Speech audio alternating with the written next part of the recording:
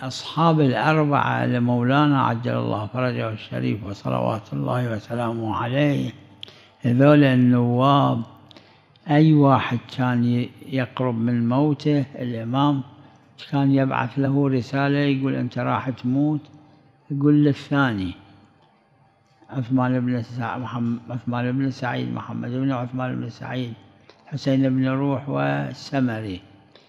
فالرابع السمري، من جاءت رسالة إلى السمري أنه الموت قريب صاير ولا توصل أحد، غيبة الكبرى تقع ولا توصل أحد ألا فمن ادعى الرؤية.